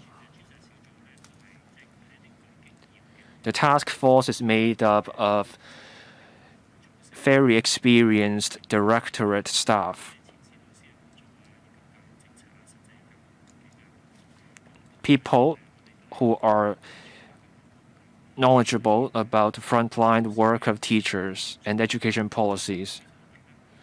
So that task force will deal with the complaint. Now we also have COTAP, a committee on the professional development of teachers and principals. COTAP also advises the government on the professional development of teachers and principals. The work COTAP does is the same as that done by the Council on Professional Conduct in Education. COTAP is made up of frontline teachers and also academics. So COTAP can also advise the government on what the frontline teachers think. Stability has returned to our community, so there's a need to review ways to allow greater participation by the teachers. Next, Professor Lau Chi-Pang. The teaching profession is about dedication. There's been a lot of discussion about teachers' professional conduct.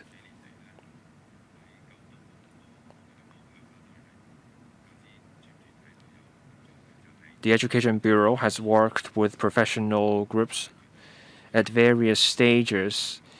Teachers' conduct has been handled.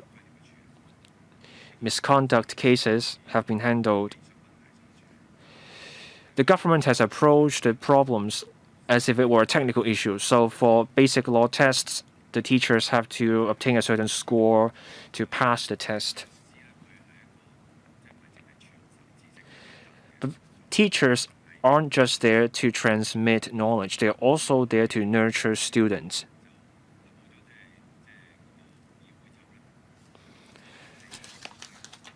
The Council on Professional Conduct in Education is gone. So how do we assess the moral integrity of teachers? There is little mention of that. We have the Chief Executive's Award for Teaching Excellence. The focus is on teaching. I used to sit on the panels. We have very professional teachers. Within a 40-minute lesson, they make good use of every minute in that lesson. But can we have something like a Good Citizen Award? Can we have a Chief Executive's Award for good teachers, for those teachers who are virtuous, who can really nurture good students? Can we set up such an award to incentivize such development? Undersecretary. Thank you. As I said in my opening remarks, the Education Bureau will work towards telling good stories of Hong Kong teachers. We will recognize teachers who do well in teaching and also in setting a good example for students. Our goal is to enhance the professionalism and social status of teachers. And we also want to promote a culture of respect for teachers. As the member said, we have a Chief Executive's Award for Teaching Excellence.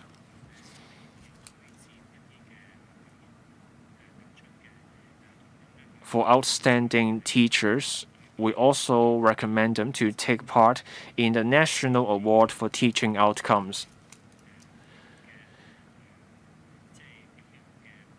There are also recognition schemes in the community. There's a campaign showing respect for teachers.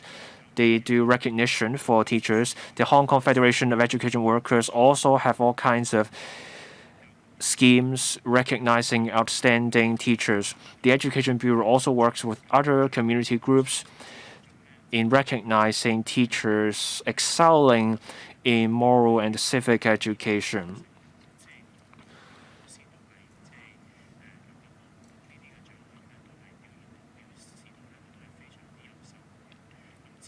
Teachers who get these awards are recognized for their excellence.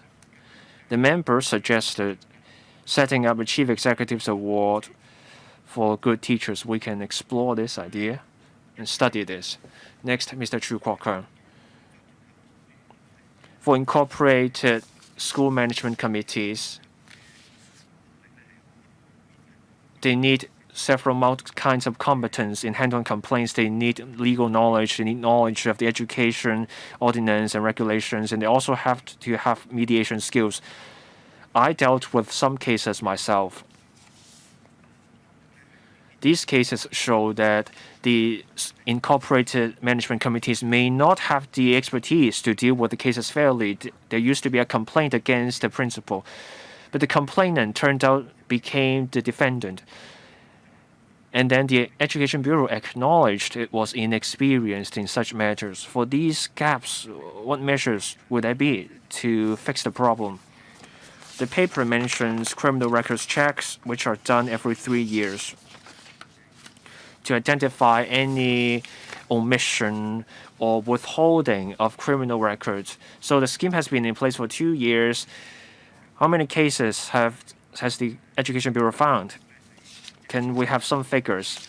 The Education Bureau is working with the police force on stepping up the notification mechanism. Once a teacher is arrested, the Education Bureau gets notified right away. Will that mechanism extend to other law enforcement agencies, such as the ICAC? Thank you, Madam Chair. Thank you, Member, for the question. On handling complaints by Incorporated Management Committee, well, there is a school-based mechanism in place. Please be rest assured that when schools submit the relevant reports to the Education Bureau, we will follow up on the cases closely and carefully.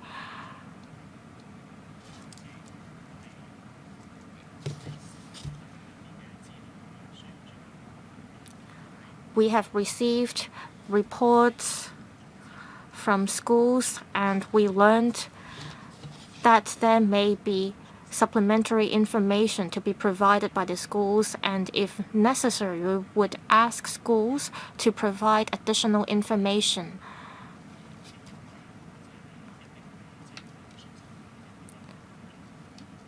We will not only rely on the reports submitted by schools, we also make objective judgments on the cases. And on the question about criminal record check on teachers, in paragraphs 12 and 13 of our papers, we talked about our work with the Hong Kong Police Force.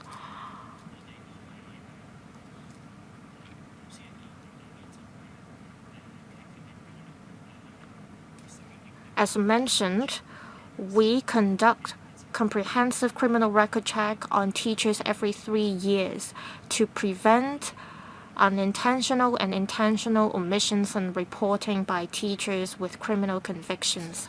We are exploring stepping up the notification mechanism with the police force. Member asked whether the mechanism will be extended to other government departments.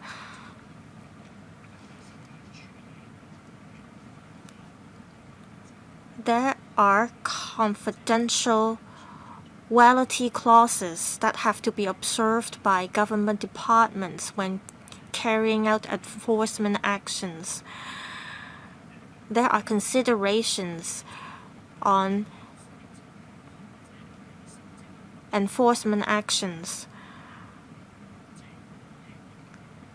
And we have to make sure that we will not affect the investigation,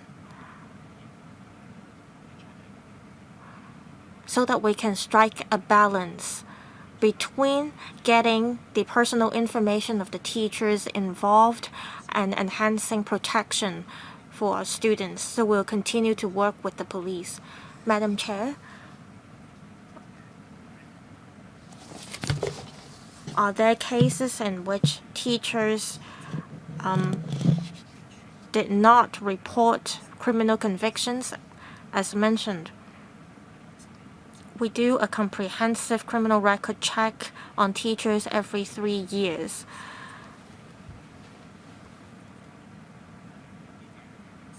If we discover that teachers commit criminal offenses, we have to look at the nature of the criminal convictions. It may be a time-limited conviction. It may be an offense committed when the teacher was young. So we have to look at it on a case-by-case basis. We cannot give a general figure of how many omissions in reporting by teachers. If we see that a teacher has committed a serious criminal offense, we will definitely take follow-up actions. I think Mr. Chu's concern is that from a criminological perspective, you have to make observations carefully. I think it is a professional judgment that you have to make on your part. We're talking about professional teachers, so we have to be strict with the standards we ask for these teachers. Next, Mr. Lam Chen Singh, on enhancing training of teachers' ability to give STEAM education. I understand that 35% of the students have to take STEAM in university. So if secondary school teachers fail to give STEAM education, then we'll not be able to meet the 35% target. On training up teachers to teach STEAM classes, what has the Education Bureau been doing?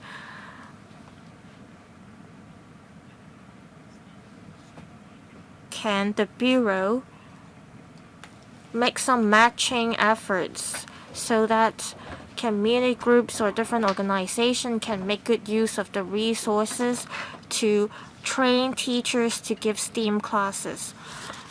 Also, on mainland study tours, I see that newly appointed teachers or promoted teachers are required to participate in mainland study tours. I see the need of it. There are media reports saying that given the resumption of normal travel between mainland and Hong Kong, some people were not allowed to cross the border to get to the mainland. It may be due to various reasons. It may be because the person concerned was once detained but was not convicted. There were also various reasons why some people are not given the return home permit. If some teachers fail to obtain the return home permit, how are you going to handle these situations? Will the teachers be allowed to attend video classes instead of mainland study tours? Will you talk to the mainland authorities in this regard? Of course, we have to pay respect to the measures being put in place by the mainland authorities. But in cases like this, how are you going to handle the situation? Undersecretary, thank you, member, for the question. Regarding STEAM education,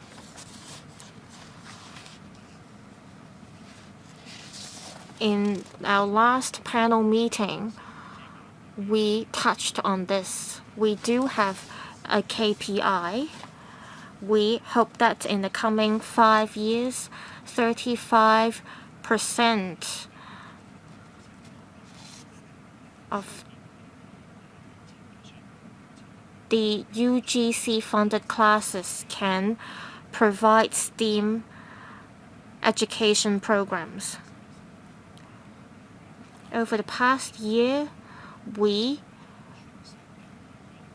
worked with Cyberport to roll out a professional training on STEAM. We also worked with the Metropolitan University and Education University, and we also worked with the Hong Kong Productivity Council to hold an IoT seminar to share information about the latest development of IoT and the relevant learning and teaching programs.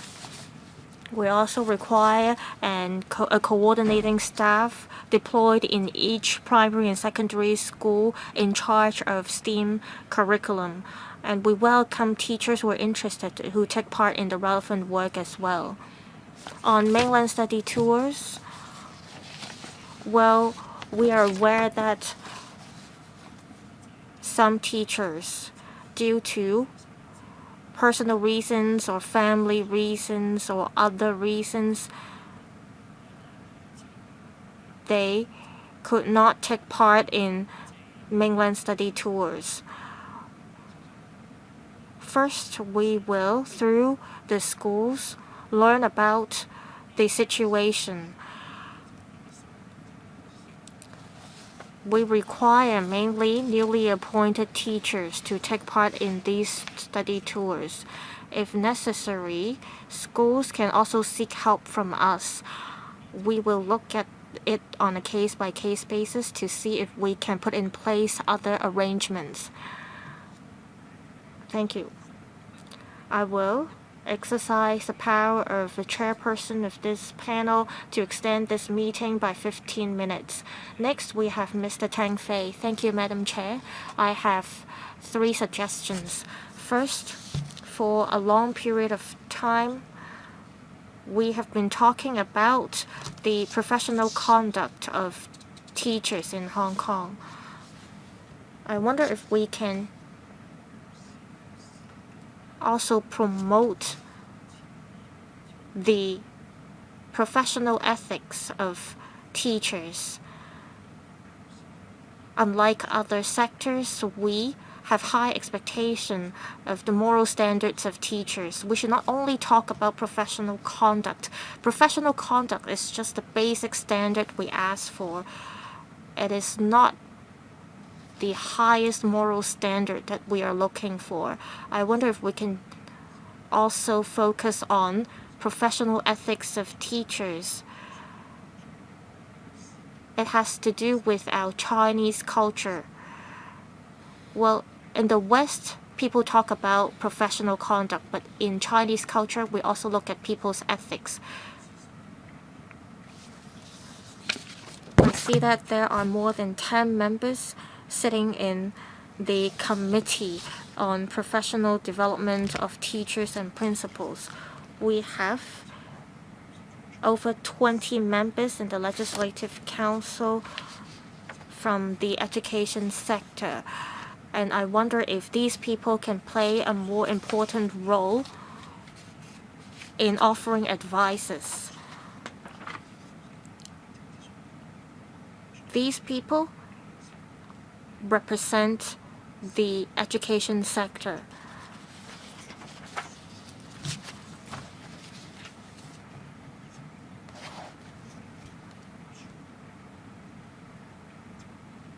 These members from the sector can help ensure teachers' professional conduct. As mentioned, we should focus on teachers' professional ethics as well. I wonder if we can create more awards to recognize the excellent performance of teachers. You mentioned a number of awards that we have. But these awards are not only for recognizing teachers' professional ethics, they are for recognizing teachers' teaching methods and management. I wonder if we can have awards specifically dedicated to recognizing teachers' professional ethics. I understand that there is a lot of administrative work involved to set up these awards. So just some suggestions from me. Thank you. Madam Chair, thank you, member, for the suggestions and the questions. Professionals' ethics is clearly important. As mentioned, the core mission of education is cultivating values and nurturing people. We also need to nurture students to become virtuous people, and we need teachers with good professional ethics in order to nurture students who are virtuous and talented. Apart from the establishment of the Committee on Professional Development of Teachers and Principals, there are other ways to recognize teachers with good professional ethics, and we're happy to explore other ways to recognize them.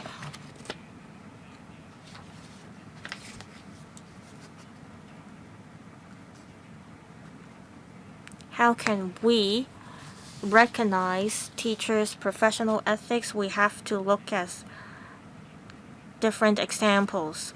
We've heard member suggestions and we will think about it after the meeting.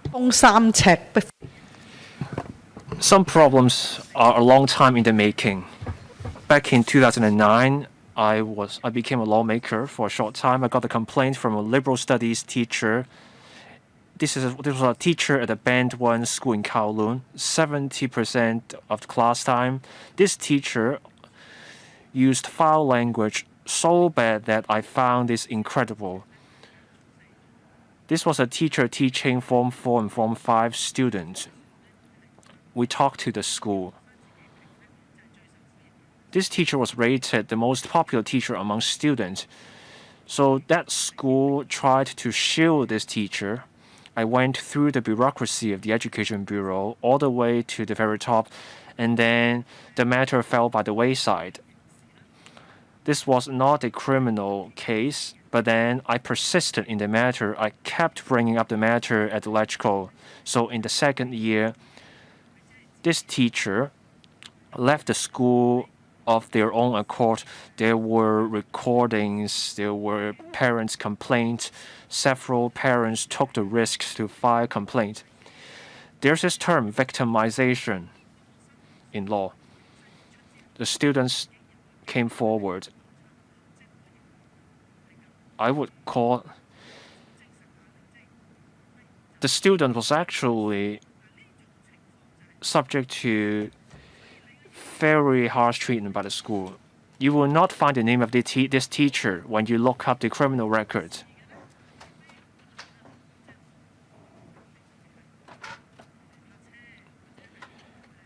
For illegal records, illegal parking, that's something of a different nature. But then we're talking about character, integrity. Say someone's involved in fraud.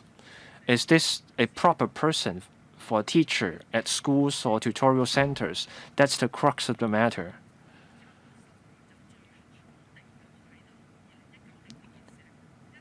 In 2019, we know what happened.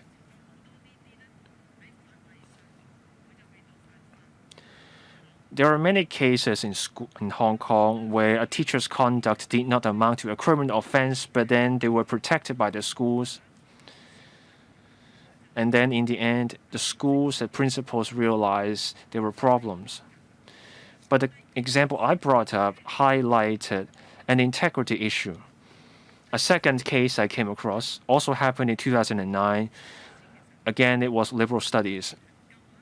I don't know if this was insufficient teacher training or maybe it was a problem with the integrity with teachers.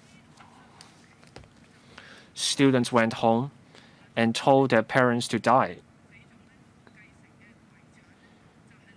Because when parents died, the property of the parents would go to the children. And the parents were told that that's what the students were taught at school. For this kind of teacher, do they get caught under your system? We have heard of murders where people kill their own family members. Maybe there's something wrong with the character of the teacher.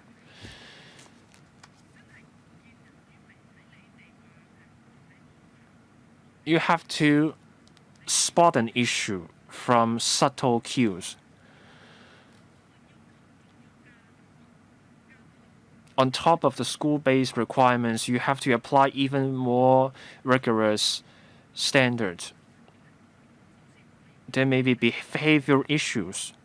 So the schools should not harbor such teachers. The schools should instead report the matters to the Education Bureau. As we're talking about ethics, teachers' ethics. Now I turn to the basic law test.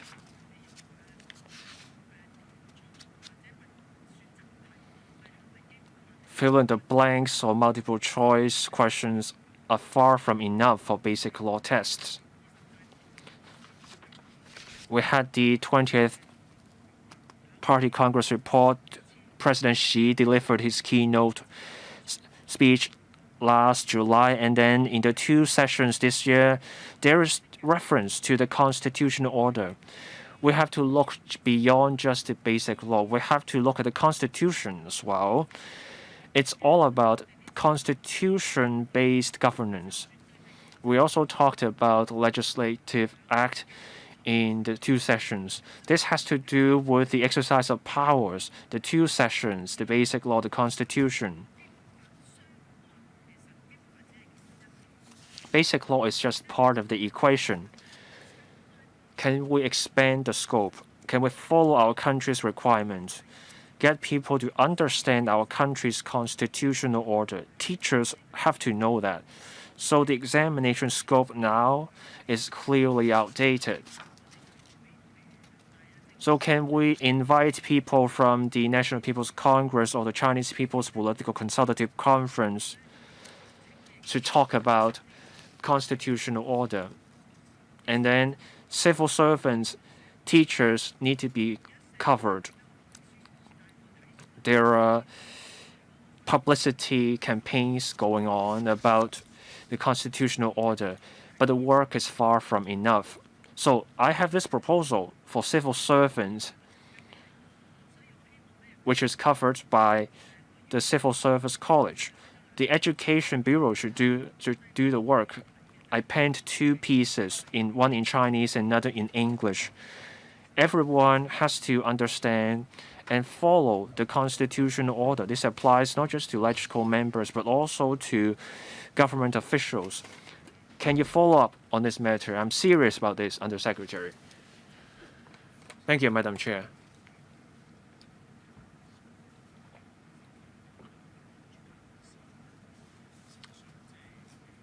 I thank you for bringing up the idea about sharing, telling people about the spirit of the 2 sessions. Civil servants, including those who work in the Education Bureau, need to learn more about the spirit of the 2 sessions. Teachers have passed the basic law test and national security law test, but they still have to undergo professional training. On matters such as constitutional order, I totally agree with you on this point, Madam Chair. Indeed, we have to look for the subtle cues in people's behavior.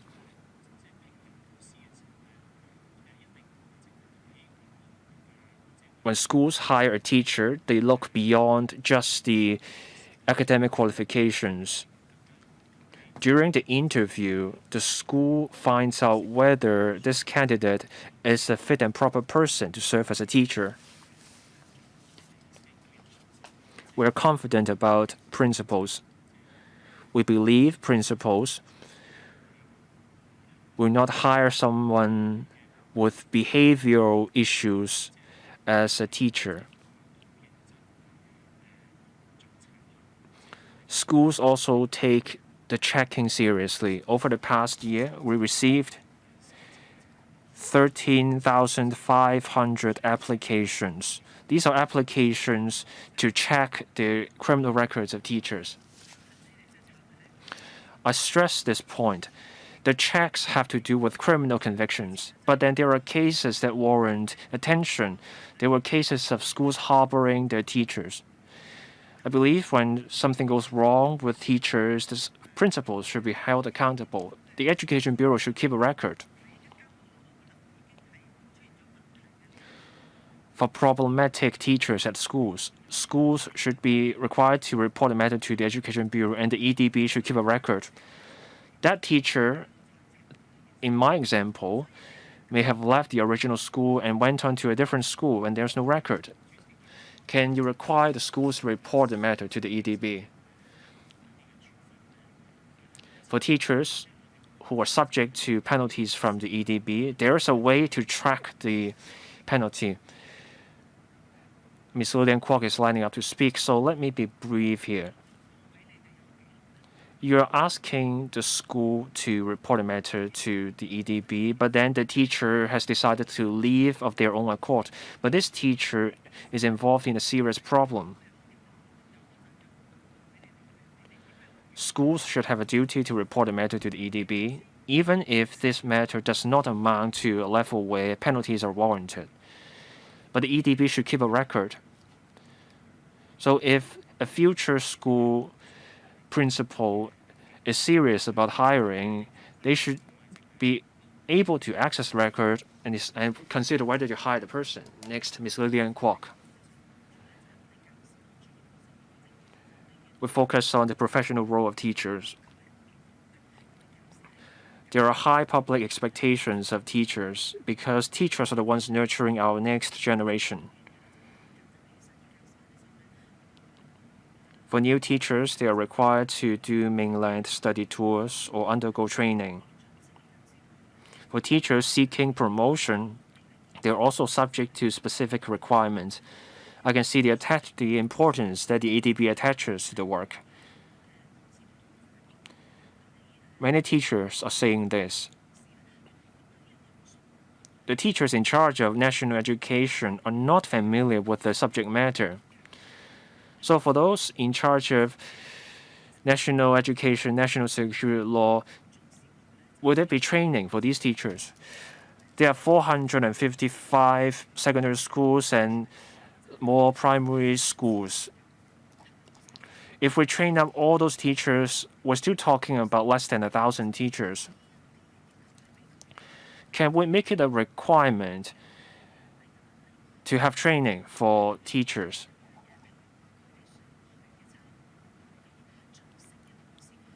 For teachers seeking promotion, will they be subject to different requirements when they go on study tours to the mainland? Will they have to dig deeper in terms of national development? Or will they have to learn more about the history of the Communist Party of China? Can the EDB tell us more about these points? My second point on declarations. The EDB has the records, but then over the summer, teachers change jobs. There is not enough time for the checking. We're talking about developing into a smart city and efficiency and all that. So for the EDB, the police, and the judiciary, can we have a unified checking platform? So even for supply teachers, substitute teachers, you cannot do the checking right away. So can we have a unified platform for the schools to do the checking? Undersecretary.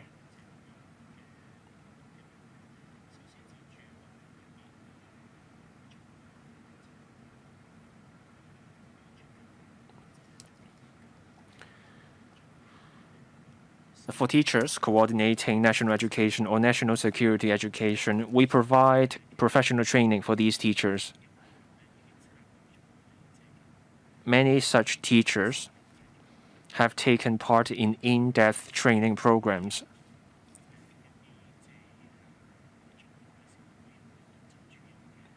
We have seen coordinators from primary and secondary schools taking part. There are different kinds of training programs, including mainland study tours. They would like more opportunities for these study tours.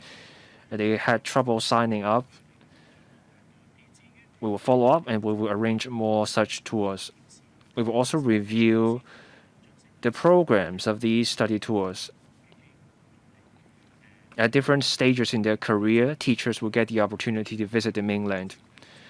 There are training programs for principals.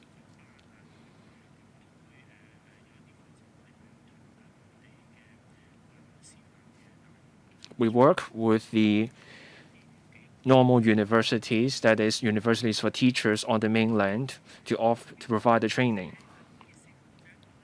Undersecretary, sorry to interrupt. I have less than a minute left. If members have no objection, I will extend the meeting for another 15 minutes to let the Undersecretary finish. Sorry, Madam Chair. Let me briefly wrap up. On the checking of criminal records, we have received 13,500 such applications. The response from schools has been good.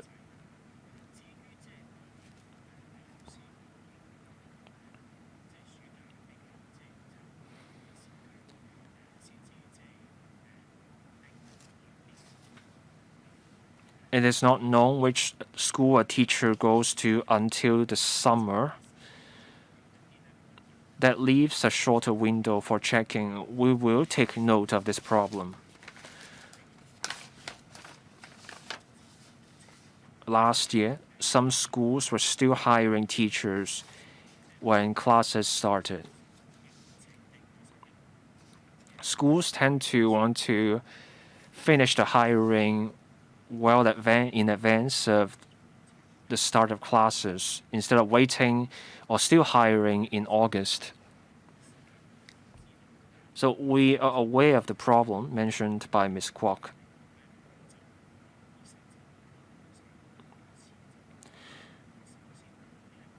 But I don't think it's the case that they have this backlog of hiring even close to the start of classes, because that would create difficulties for planning lessons for schools. But we will remain in touch with schools and keep in view of this problem.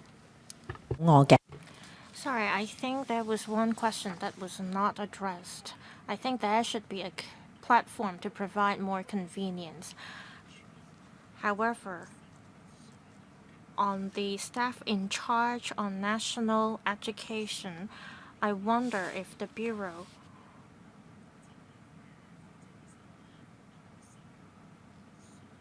would ask the designated staff to complete certain courses or programs before he or she could take up the post.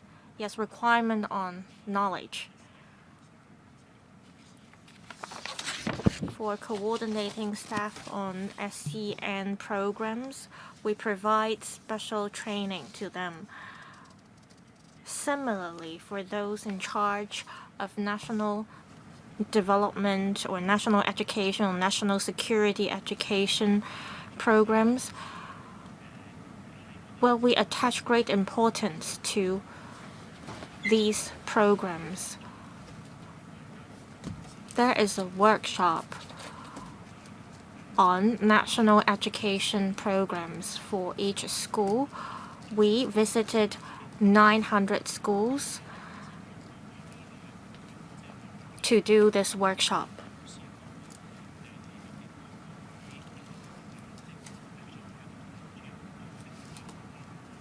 And we told the schools what the coordinator should do, what the division of work should be, etc., when promoting national education.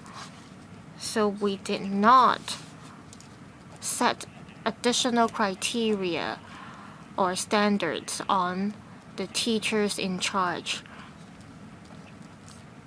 As mentioned, some educational centers conducted a 3-day course or program. We'll see if it's necessary for us to encourage these coordinators to attend such kind of training programs or courses. 2 things. We are seeing a shortage of teachers. Would you consider recruiting teachers from overseas? I don't need an immediate response from you now. Are there any teachers from overseas who have surpassed your existing mechanism? Well, I hope that you can be in close communication with the schools. Some teachers are not suitable to stay in their posts. They may have resigned, but there may not be relevant records from the schools. There may not be any records regarding whether any disciplinary actions were taken by schools. We want to help schools to look for appropriate persons to take up teaching posts. On the question asked by Ms. Lillian Kwok, I have my own observation too. I hope that the Education Bureau will not be complacent with your existing policies. In the first discussion item, we pointed out similar issues. You have rolled out certain policies, but they are not effective in addressing the issues concerned. I think that relevant guidelines have to be implemented. You have to help teachers enhance their abilities or competencies. You have to make sure that teachers have the necessary training. You can't be complacent with your existing policies. The administration is not doing enough. If there are incompetent teachers who got hired, I think it's fine. You just have to make sure that the teachers can have the resources to enhance themselves. You have to keep upgrading yourselves in terms of knowledge and other things. That's all for the meeting today. We have asked the questions we wanted to ask. Thank you, Undersecretary.